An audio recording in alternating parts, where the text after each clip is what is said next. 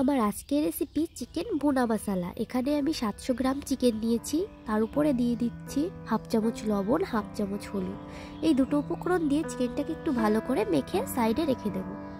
এখানে আমি দিয়ে দিচ্ছি বড় একটা টমেটো কেটে রেখেছিলাম, সেই কেটে রাখা টমেটো, কিছু রসুন আর কিছুটা আদা, আর দিয়ে দিচ্ছি 6-7টা কাঁচা লঙ্কা, আর শুকনো লঙ্কাটা যে যেমন ঝাল খেতে পছন্দ করে সেটা অনুযায়ী, আর একটু জল দিয়ে ভালো করে পেস্ট করে নেব। এখানে আমি 4 কাপের 1 কাপ সরষের তেল কড়াইতে দিয়ে দিয়েছি। তেলের উপরে দিয়ে দেব 3টে এলাচ, একটা দারচিনি, 2টো লবঙ্গ, আর দিয়ে দিচ্ছি হাফ চামচ জিরে আর একটা তেজপাতা মাঝখান দিয়ে ছিঁড়ে দিয়েছি।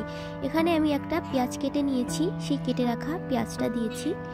এগুলোকে একটু ভালো করে নাড়াচাড়া করে এর উপরে দিয়ে দেব যে পেস্টটা বানিয়ে রেখেছিলাম সেই পেস্টটা। এটা দিয়ে ভালো করে একটু নাড়াচাড়া করে নেব।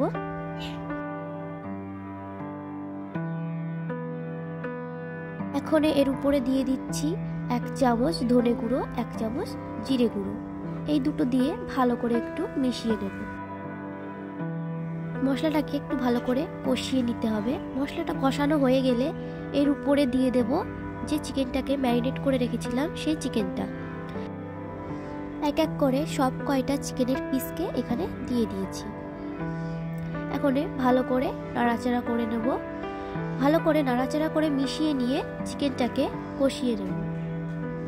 গ্যাসের আঁচটাকে মিডিয়াম করে চিকেনটাকে ভালো করে কষিয়ে নিতে হবে।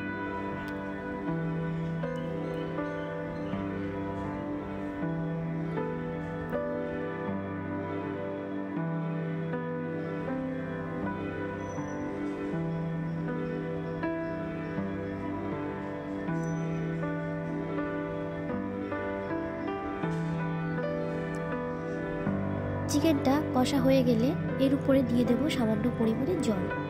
জলটা দিয়ে একটু ভালো করে নাড়াচাড়া করে নেব।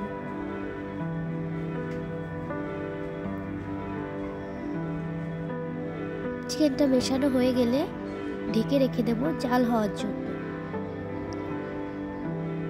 চিকেনটা জাল হতে শুরু করে দিয়েছে। এখন কিছু শুকনো মশলা তৈরি করে নেব।